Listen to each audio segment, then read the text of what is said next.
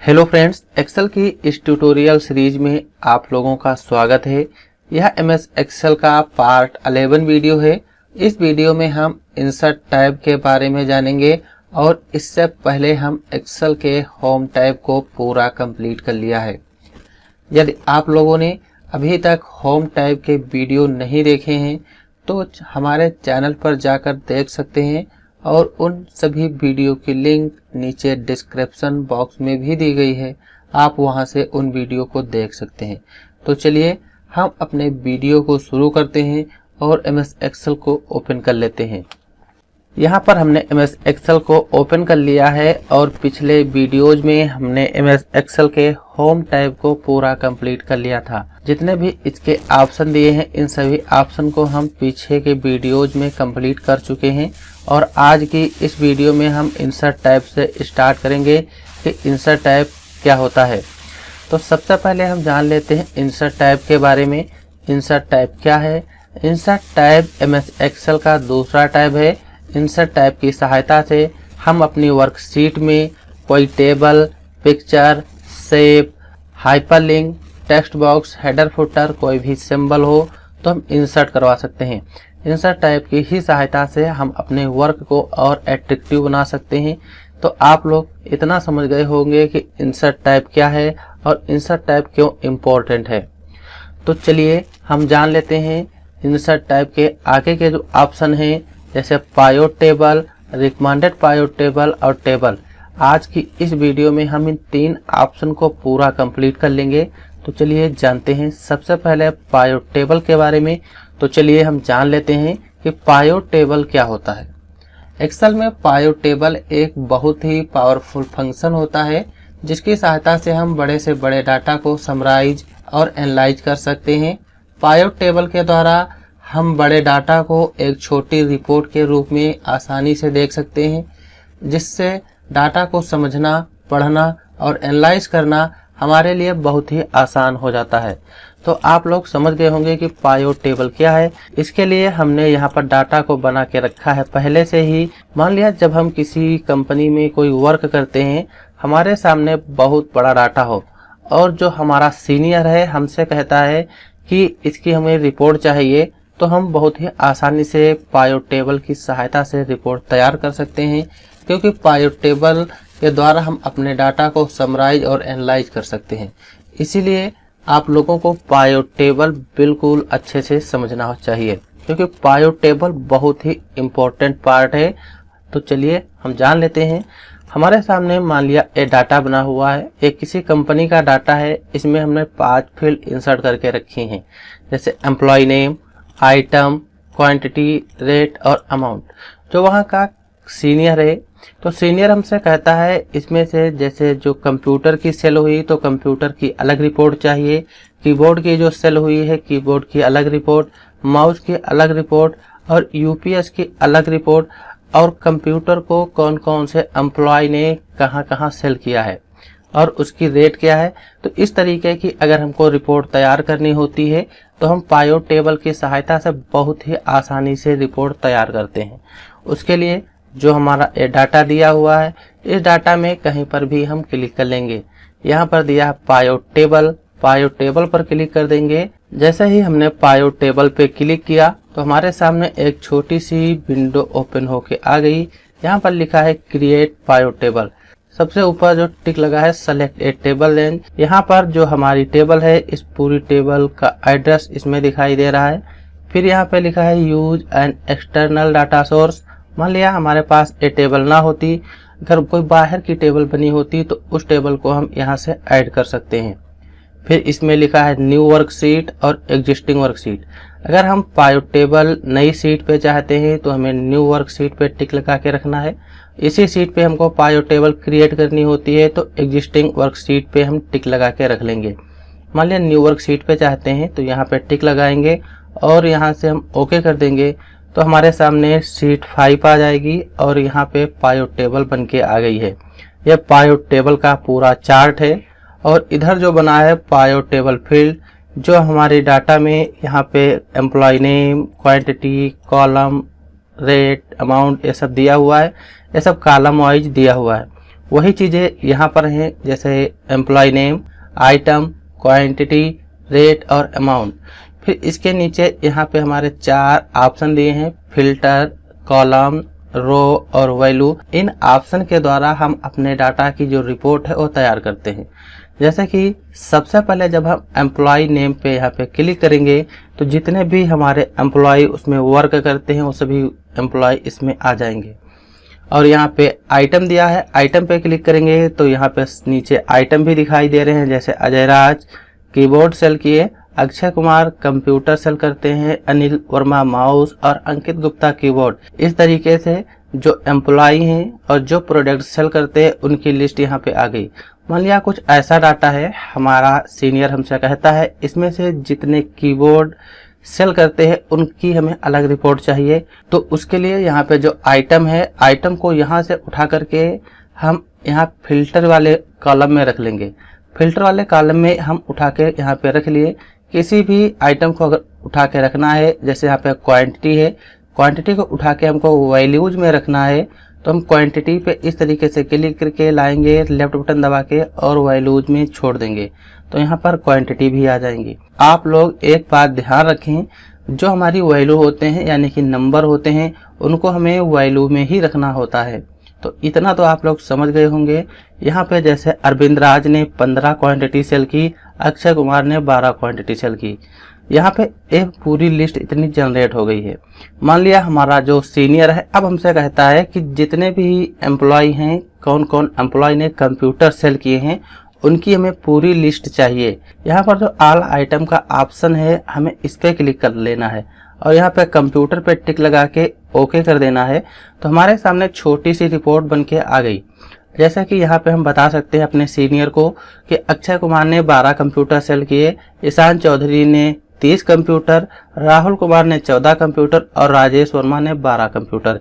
इसी तरीके से जितने भी एम्प्लॉय हैं पूरे कंप्यूटर यहाँ पे सेल किए हैं।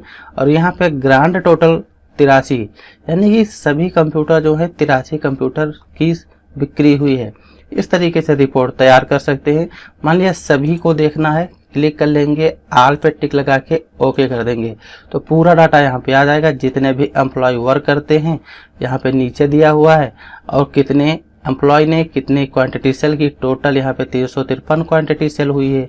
इस तरीके से इतना डाटा हम बता सकते हैं। अब हमको बताना है कि जिस भी एम्प्लॉय ने जो आइटम सेल किया है उसकी रेट क्या है और टोटल अमाउंट उसका क्या हुआ है। तो यहाँ पे रेट और अमाउंट के ऑप्शन है, हमको रेट पे टिक लगा देना है और अमाउंट पे टिक लगा देना है तो पूरी रिपोर्ट यहाँ पे आ गई है। जैसे अजय राज ने 15 क्वांटिटी सेल की हैं, 6320 रुपए की रेट लगी है और टोटल अमाउंट इनका हुआ है 94,800 रुपए का। इसी तरीके से अक्षय कुमार ने 12 क्वांटिटी सेल की है, 5,000 रुपए की इनकी रेट लगी है और टोटल इनका जो अमाउंट है 60,000 रुपए का बिका हुआ। अगर अब हमसे हमारा सीनियर कहता है कि कीबोर्ड की जितनी सेल हुई है हमें पूरी कीबोर्ड की रिपोर्ट चाहिए, तो हम यहाँ आल पे आके कीबोर्ड पे टिक लगा देंगे और ओके कर देंगे तो पूरी रिपोर्ट यहाँ से हम दे सकते हैं।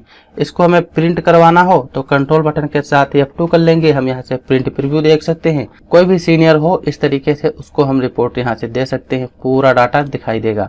मान लिया हमें माउस की जाननी है तो क्लिक करके माउस पे क्लिक करेंगे, ओके कर देंगे, टोटल माउस का डाटा आ जाएगा। तो इस तरीके से हमें बहुत ही आसानी से कोई रिपोर्ट तैयार करनी होती है तो तैयार करते हैं। इसमें हमको जोड़ना भी नहीं पड़ता है। यहाँ पे टोटल क्वांटिटी 100 क्वांटिटी की सेल हुई है, टोटल रेट दिखाई दे रहा है 1660 रुपए, टोटल रेट यहाँ पे दिखाई दे रहा है 26,260 रुपए। इस तरीके से किसी भी डाटा की अगर रिपोर्ट तैयार करनी होती तो तैयार कर सकते हैं। आल पे टिक लगा देंगे, ओके कर देंगे तो पूरी बायोडाटा यहाँ पे आ जाएगा, पूरी रिपोर्ट बन के आ जाती है। नीचे ग्रांड टोटल भी दिखाई दे रहा है। अगर इस तरीके से कोई रिपोर्ट बनानी हो तो हम बना सकते हैं। फिर जब हम टेबल पे क्लिक करते हैं तो यहाँ पे 2 ऑप्शन आ जाते हैं, जैसे एक एनालाइज का और एक डिजाइन का। एनालाइज में क्या है, एनालाइज से हम अपने डाटा को एनालाइज कर सकते हैं और यहाँ पर भी कोई भी फील्ड ऐड करनी हो बाद में तो हम ऐड कर सकते हैं। तो चलिए ये भी देख लेते हैं। जैसे कि मान लिया ये डाटा है, हमारे कंप्यूटर में जो भी प्रोडक्ट है किसी की रेट बढ़ानी है, क्वांटिटी बढ़ानी है तो हम अपने ओरिजिनल डाटा में आएंगे जो शीट 1 पे हमारा डाटा यहाँ पे बना हुआ है। मान लिया राहुल कुमार हैं, इन्होंने 14 के बल्दी यहाँ पे 25 क्वांटिटी सेल की। इसकी रेट जो है यहाँ पे 9,000 रुपये हो गई है। यहाँ पे हम 9,000 टाइप कर लेंगे।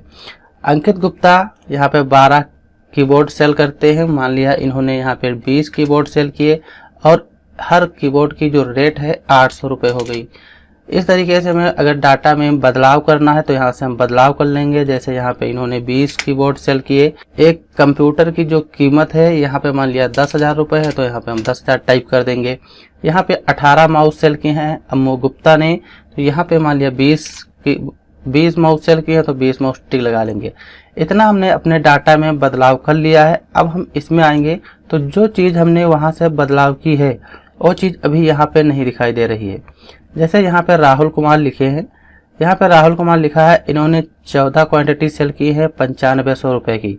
लेकिन हमने अपने डाटा में बढ़ोतरी की है, इन्होंने 25 क्वांटिटी सेल किए हैं और 9,000 रुपये की रेट लगी है। लेकिन इसमें अभी कोई बदलाव यहाँ पे नहीं हुआ है। जैसे यहाँ पे 9500 है और उसमें 9,000 रुपये की रेट लगी है। टोटल इन्होंने 25 क्वांटिटी सेल की। फिर उसके लिए बदलाव लाना है तो हम एनालाइज में आएंगे। यहाँ पे रिफ्रेश में जाके रिफ्रेश आल पे टिक लगा देंगे। यहाँ पे हमारे डाटा में बदलाव हो जाएगा। इस तरीके से कोई भी चेंज किया है तो हम चेंज कर सकते हैं।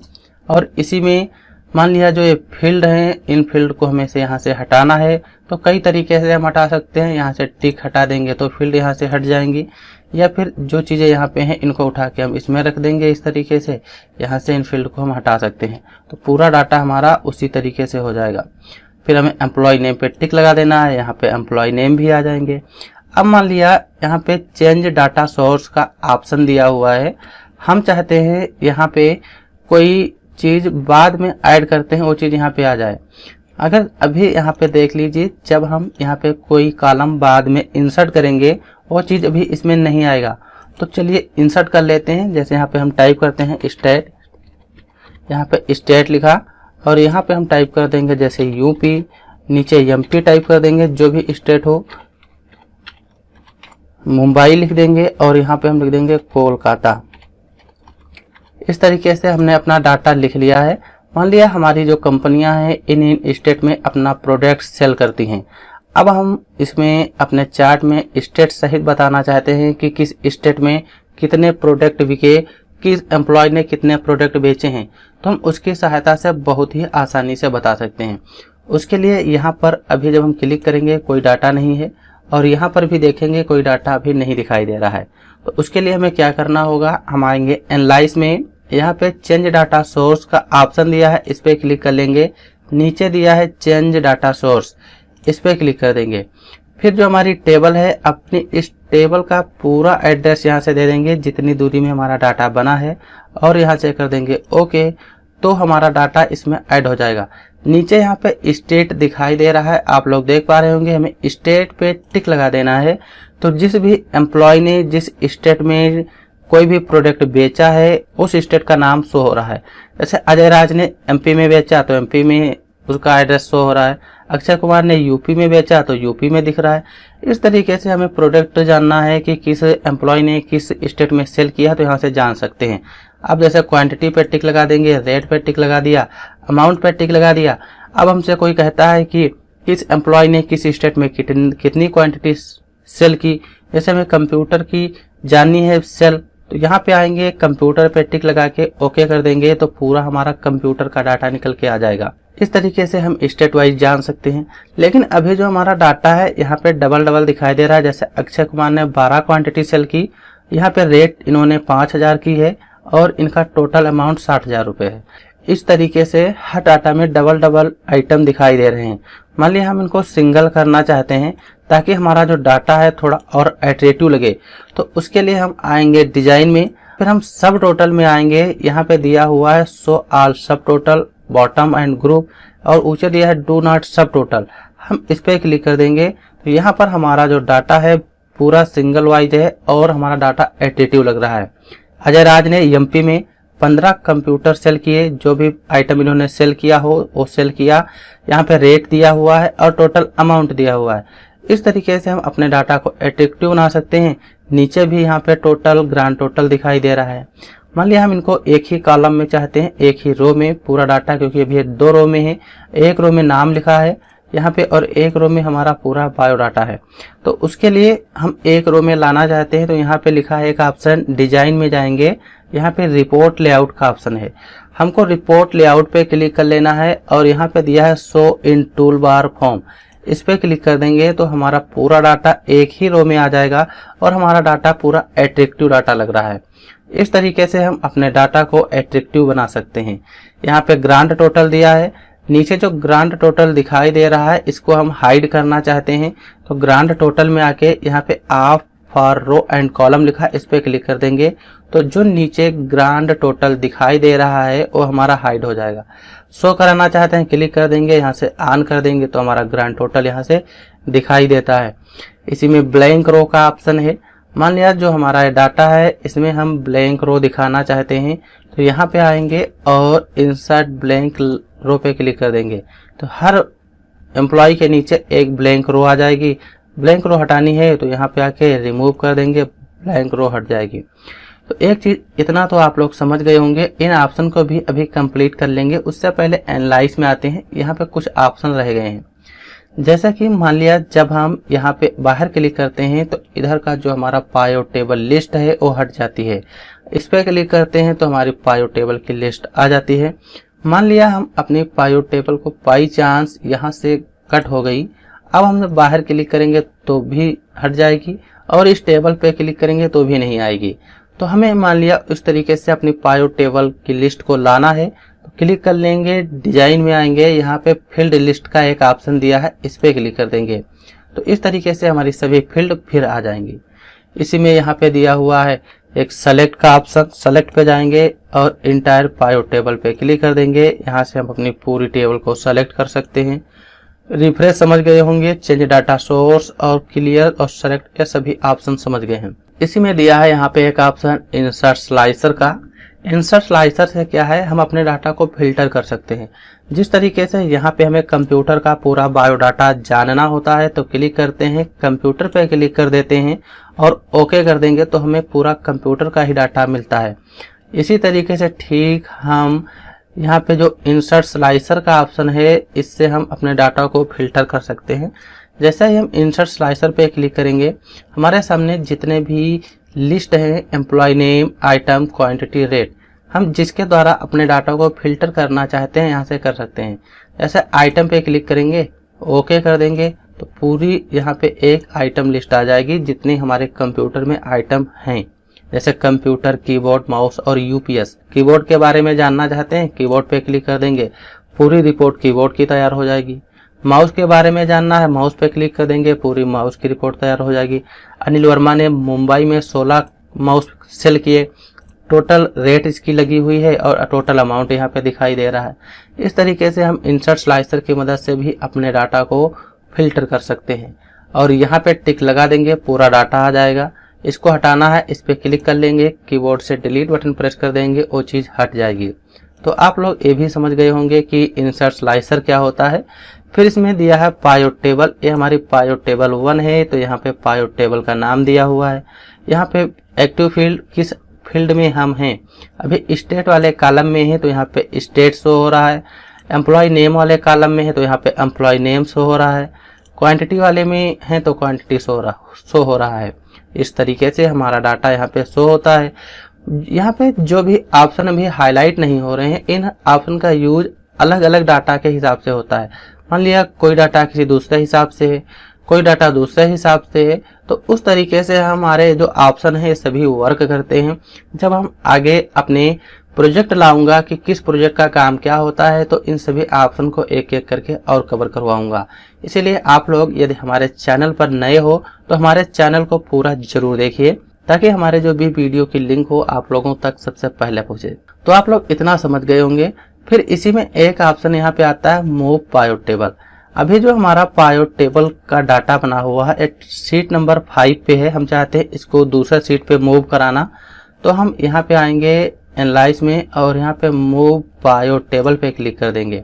जो हमारा पायो टेबल है हम इसको नई सीट पे चाहते हैं ले जाना तो न्यू वर्क सीट पे क्लिक करके ओके कर देंगे और यहाँ पे सीट 6 आ जाएगी, नीचे दिखाई दे रहा होगा।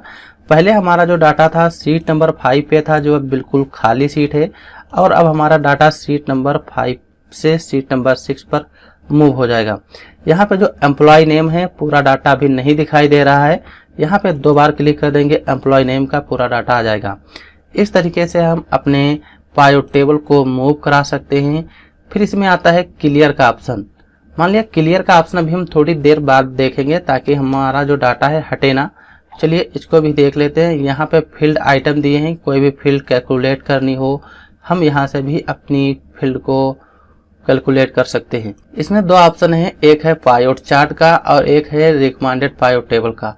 जो हमारे पायोट चार्ट और रिकमेंडेड पायोट टेबल है, जब हम इंसर्ट आगे बढ़ेंगे यहाँ पे रिकमेंडेड पायोट टेबल है, हम इसको इसी वीडियो में कवर कर लेंगे। और यहाँ पे दिया है पायोट चार्ट का ऑप्शन, इसको हम आगे वीडियो में देखेंगे जब आगे बढ़ेंगे। और यहाँ पे टाइमलाइन, तो इन ऑप्शन को जब हम आगे पढ़ेंगे तभी हम अच्छे से समझ पाएंगे, क्योंकि ये ऑप्शन आगे भी हैं और यहाँ एनालाइज में भी हैं, जैसे पायोट चार्ट, रिकमेंडेड पायोट टेबल और इंसर्ट टाइमलाइन। तो इन सभी ऑप्शन को हम आगे वीडियोज में देखेंगे ताकि हमारा जो वीडियोज है बड़ा ना हो और इनको बार बार रिपीट करना होगा, क्योंकि इसमें भी हैं और आगे वाले ऑप्शन में भी हमारे आते हैं। तो इतना तो आप लोग समझ गए होंगे। फिर अब हमारे जो टेबल है, टेबल में इन सभी ऑप्शन को हमने कंप्लीट कर लिया है। इसके बाद हमारा डिजाइन का ऑप्शन आता है। डिजाइन में भी हमने सब total, grand total, report layout, blank row, इनको भी कवर कर लिया है। अब यहाँ पे हमारे आते हैं रो हेडर और कॉलम हेडर और बाइंडेड रो तथा बाइंडेड कॉलम। मान लिया जो हमारी यहाँ पे टेबल बनी है, इस टेबल की हमें डिजाइनिंग करनी है, तो हम यहाँ से बहुत ही आसानी से अपने टेबल की डिजाइनिंग कर सकते हैं। यहाँ पे डिजाइन दी है, लिखा है पायोट टेबल स्टाइल।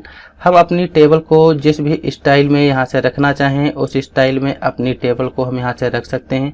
इस स्टाइल में रखना है या इस स्टाइल में या इस स्टाइल में या इस स्टाइल में। मान लिया हम अपनी टेबल को इस स्टाइल में रखना चाहते हैं यहाँ से, तो इस स्टाइल पे टिक लगा लेंगे, हमारी टेबल उसी स्टाइल में हो जाएगी। सबसे ऊपर लिखा है रो और हेडर। जैसे हम इस पे से टिक लगाएंगे तो हमारे सामने जो यहाँ पे रो का हेडर है बिल्कुल प्लेन हो जाएगा, आप लोग देख पा रहे हैं। टेबल को हमें कलरफुल करना है तो यहाँ पे रो हेडर पे टिक लगा देंगे, ये पूरा कॉलम हमारा कलरफुल हो जाएगा। इसी में कॉलम हेडर दिया हुआ है। जो ऊपर का हमारा एड्रेस है, एम्प्लॉय नेम, स्टेट, क्वांटिटी दिया हुआ है, हम इसको इस तरीके से रखना है तो यहाँ पे टिक लगा के रखेंगे।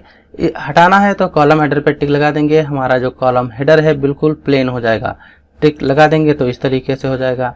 फिर इसी में बाइंडेड रो है, इस पे क्लिक करेंगे तो हमारी जो सभी रो हैं इसमें लाइन आ जाती है, यानी कि बाइंडेड रो हो जाएंगी। इसमें बाइंडेड कॉलम है, इस पे क्लिक कर देंगे तो हर कॉलम में कुछ इस तरीके का डाटा यहाँ पे दिखाई देगा। इस तरीके से अपने टेबल को हम डिजाइन करना हो तो डिजाइन कर सकते हैं। तो आप लोग एनालाइज और डिजाइन अच्छे से समझ गए होंगे। इसमें 2 ऑप्शन रह गए थे हमारे क्लियर का। मान लिया जो हमारी पायोट टेबल यहाँ पे बन के आई है, हम अपनी पायोट टेबल को हटाना चाहते हैं तो उसके लिए क्लियर में आएंगे, यहाँ पे क्लियर ऑल का ऑप्शन है, इस पे क्लिक कर देंगे, पूरा डाटा यहाँ से हमारा हट जाएगा। फिर ये वाली फील्ड है, इसको यहाँ से क्लियर कर देंगे, फील्ड हट जाएगी।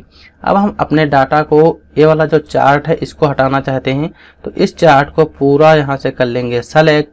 होम में आएंगे, क्लियर में आके क्लियर ऑल पे क्लिक कर देंगे, पूरा चार्ट हट जाएगा। इस तरीके से हम अपने पायोट टेबल को हटा सकते हैं। तो आप लोगों को पायोट टेबल अच्छे से समझ में आया होगा। अगर कोई भी डाउट रह गए हैं तो कमेंट करके बता सकते हैं। फिर इसके बाद हमारा आता है पायोट टेबल के बाद रिकमेंडेड पायोट टेबल। इसका काम क्या होता है, जो काम हमने पायोट टेबल से किया ठीक वही काम हम रिकमेंडेड पायोट टेबल से भी करते हैं, बस थोड़ा इसमें बहुत अंतर फर्क होता है।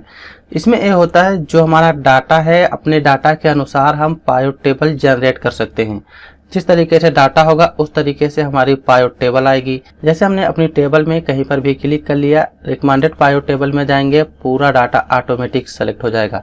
रिकमेंडेड पायोट टेबल में ऑटोमेटिक ऑप्शन दिए हुए हैं।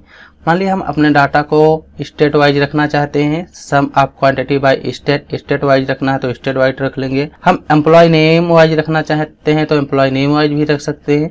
जिस हिसाब से अपने डाटा को रखना है तो रख लेंगे। जैसे कि हम अपने डाटा को स्टेट के अनुसार रखना चाहते हैं तो स्टेट पे क्लिक करके यहाँ से ओके कर देंगे, पूरी पायोट टेबल जनरेट हो जाएगी। जो अभी हमने पीछे पायोट टेबल पढ़ा है ठीक वही ऑप्शन आएंगे।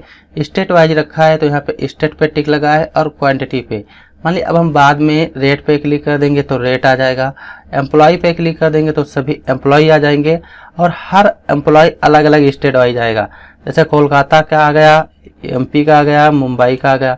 इस तरीके से हम अपने डाटा को यहाँ से जिस तरीके से चाहें उस तरीके से रख सकते हैं। तो आप लोगों को ये ऑप्शन तो अच्छे से ही आते होंगे एनालाइज और डिजाइन के, जो हमने अभी देखा है। चलिए फिर हम चलते हैं अपने डाटा पे और यहाँ पे एक ऑप्शन दिया है टेबल।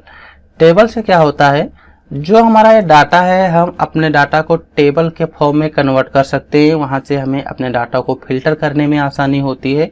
तो चलिए इसको भी देख लेते हैं। जैसे ही हम अपने टेबल पे क्लिक करेंगे पूरा डाटा ऑटोमेटिक सेलेक्ट हो जाएगा। यहाँ पे क्रिएट टेबल का ऑप्शन है, इस पे क्लिक करेंगे हमारा डाटा जो है टेबल में बदल जाएगा। यहाँ से फिल्टर के ऑप्शन दिए हैं, हम अपने डाटा को फिल्टर करना चाहें तो फिल्टर कर सकते हैं। आइटम दिए हैं, आइटम को फिल्टर करना चाहें तो फिल्टर कर सकते हैं। यहाँ पे डिजाइन दी हुई है, हम अपने डाटा को किस डिजाइन में रखना चाहते हैं वो यहाँ पे रख लेंगे। इसको भी हमने पायोट टेबल में कवर किया था। जिस भी डिजाइन में अपने डाटा को रखना चाहें उस डिजाइन में अपने डाटा को हम यहाँ से रख सकते हैं। मान लिया इस डिजाइन में रखना है तो इस डिजाइन में हमारी पायोट टेबल हो जाएगी। यहाँ पे हेडर रो है, टिक हटा देंगे तो हेडर हमारा गायब हो जाएगा, टिक लगा देंगे तो हेडर यहाँ पे आ जाएगा। टोटल रो पे क्लिक कर देंगे तो नीचे टोटल रो दिखाई देती है, यहाँ पे हर टोटल रो दिखाई देगी। टोटल रो को हटाना है, टोटल रो से टिक हटा देंगे तो टोटल रो यहाँ से हट जाएगा। बाइंडेड रो पे टिक लगा देंगे तो हमारी रो बिल्कुल प्लेन हो जाएंगी।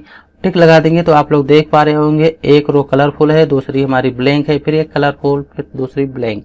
इसी तरीके से फर्स्ट कॉलम, मान लिया हम फर्स्ट कॉलम को अपने कलरफुल बनाना चाहते हैं तो इस पे क्लिक कर देंगे, फर्स्ट कॉलम हमारा कलरफुल आ जाएगा।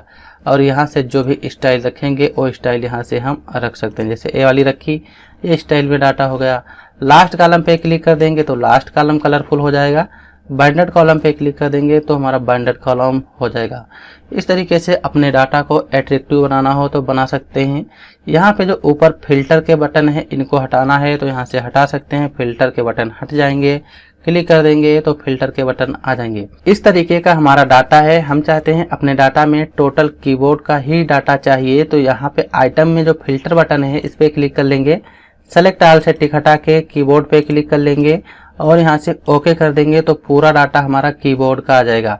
हम चाहते हैं कीबोर्ड और कंप्यूटर का, तो कीबोर्ड पे भी क्लिक करके रखना है, कंप्यूटर पे क्लिक कर देंगे, ओके कर देंगे तो पूरा डाटा हमारा कीबोर्ड और कंप्यूटर का आ जाएगा।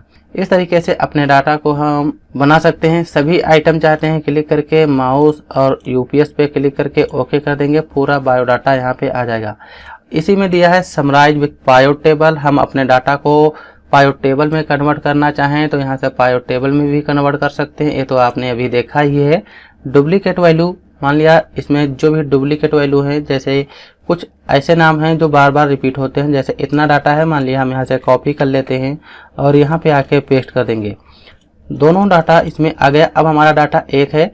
हम डिजाइन में जाएंगे, डुप्लीकेट वैल्यू पे क्लिक कर लेंगे। जितनी भी डुप्लीकेट वैल्यू हैं यहाँ पे हम उनको एम्प्लॉय नेम वाइज डिलीट करना है, आइटम या क्वांटिटी या रेट वाइज। मान लिया हम एम्प्लॉय नेम वाइज डिलीट करना चाहते हैं तो इन सभी से टिक हटा के केवल हमें एम्प्लॉय नेम पे क्लिक करके रखना है और ओके कर देंगे।